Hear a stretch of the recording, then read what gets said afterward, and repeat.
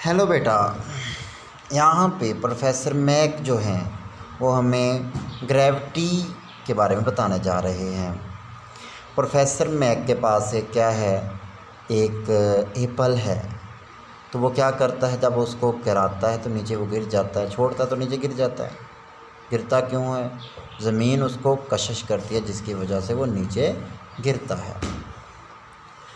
तो ज़मीन हर चीज़ को अपनी तरफ खींचती है, हर चीज़ को अपनी तरफ खींचती है। यहाँ पे ज़मीन की बात अलग है, दुनिया में हर चीज़ दूसरी चीज़ को खींचती है। ज़मीन हर चीज़ को अपनी तरफ खींचती महसूस होती है। वजह यह है कि ज़मीन का मास बहुत ज़्यादा है। हर चीज़ दुनिया में, हर चीज़ एक दूसरे को कशिश करती है। तो फोर्स ऑफ ट्रैक्शन जो है वो हर जिस्म के अंदर होती है, हर दो बॉडीज़ के दरमियान होती है। जहाँ पे देखें तो एक दूसरे में ट्रैक्शन हमें शो कर रहे हैं, ठीक है ना। तो जैसे ज़मीन और उसके दरमियान है, लेकिन हमें फ़ील नहीं होता, लेकिन हमें ज़मीन का मास ज़्यादा है, तो इसलिए हर चीज़ जो है ज़मीन की तरफ अट्रैक्ट होती हुई हमें क्या होती है, फील होती है। तो फोर्स ऑफ ग्रेविटी जो है, देखिए ज़मीन जो है, ज़मीन का मास ह्यूज वन है। तो वो हर चीज़ को अपनी तरफ क्या करती है, अट्रैक्ट करती है। चाँद उसकी तरफ अट्रैक्ट होता है। चाँद जो होता है ज़मीन की कशिश की फोर्स की वजह से ही उसके गिर्द क्या करता है, घूमता है। सैटेलाइट्स जो होते हैं वो क्या करते हैं, उसके गिर्द घूमते हैं। अब यहाँ पे मैं वेट अपना ले रहा हूँ जिससे वो क्या है, ज़मीन अपनी तरफ खींचती है, उस वजह से होता है। तो यहाँ पे वेट जो है, मैं कह रहा है कि मैं अपना वेट ले रहा हूँ और उसका क्या है, कितना वेट आ रहा है, 700 न्यूटन उसका वेट आ रहा है, 700 न्यूटन। ये किस वजह से होगा? जो ज़मीन अपनी तरफ खींचती है।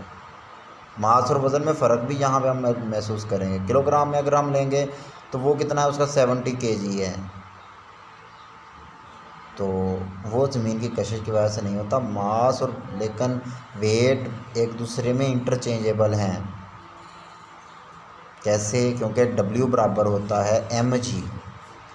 हम क्या करते हैं, जितना मास हो, जैसे 70 आया था और उसको 10 से मल्टीप्लाई कर दें तो कितना आ जाता था, 700 आ जाता था। अब दो एप्पल प्रोफेसर मैक के हाथ में हैं। एक एप्पल जो है वो बड़ा है, एक छोटा है। दोनों पे फोर्स ऑफ अट्रैक्शन होगी, जो बड़ा है उस पर थोड़ी सी ज़्यादा होगी, जो छोटा है उससे थोड़ी सी कम होगी। अब यहाँ पे प्रोफेसर मैक एक तजर्बा करने वाला है जिसमें वो बताएगा, देखें यहाँ पे दोनों को वो रिलीज़ करेगा, इकट्ठे ही रिलीज़ करना है। तो नीचे गिरते हैं, गिरने का टाइम देखना है और ये भी देखना है कि कौन सी चीज़ पहले जल्दी गिरती है।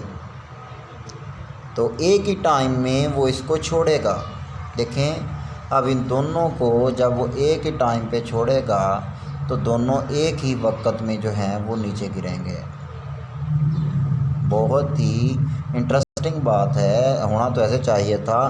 तो बड़ा सेब जो है उस पे फोर्स ऑफ अट्रैक्शन ज़्यादा होनी चाहिए, उसको जल्दी गिरना चाहिए, लेकिन वो दोनों एक ही वक्त नीचे गिरे।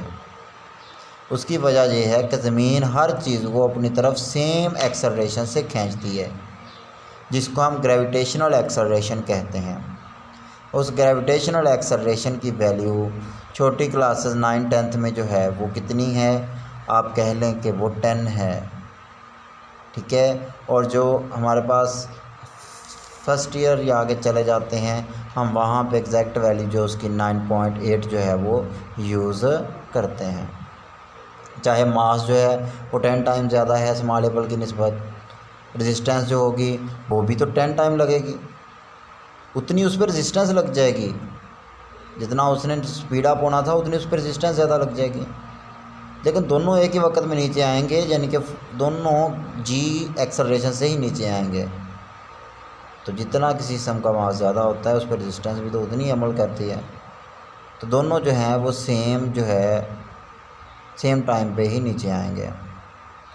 तो अगर ज़मीन से हम दूर चले जाते हैं तो वहाँ पे स्पेस में उसका क्या असर होगा? स्पेस में असर उसका क्या होगा वो देखें। जब हम स्पेस में चले जाएंगे तब वहाँ पे हर चीज़ हमें साकन महसूस होगी। यहाँ पर अभी तो प्रोफेसर मैक ने जाना है, लेकिन वहाँ पे जाके तजर्बा करता है, बता रहा है कि मैं जब वहाँ पे जाऊँगा तो वहाँ पे मुझे कोई भी, वहाँ पे मैं वेटलेस हो जाऊँगा, मैं हरकत नहीं कर सकूँगा। लेकिन वो जिस सैटेलाइट वगैरह में जाएगा रॉकेट के ज़रिए या किसी भी तरीके से, तो सैटेलाइट को अपने एक्सेस के गिर्द घुमाते हैं, क्योंकि ज़मीन भी एक्सेस के गिर्द घूमती है ना। मिसाल के तौर पे एक बाल्टी है, उसमें पानी आप भर लें और उसको तेज़ी से घुमाएं तो पानी गिरता नहीं है, उसके कशिश की वजह से उसके पास रहता है, उसके बाल्टी में रहता है, उसके गिर्द घूमता है। इसी तरह से जो है वो सैटेलाइट उसके गिर्द घूमते हैं। सैटेलाइट अपने एक्सेस के गिर्द घूमेगा तो वहाँ पे ग्रेविटी पैदा हो जाएगी और फिर वहाँ पे वो अपना काम कर सकेगा।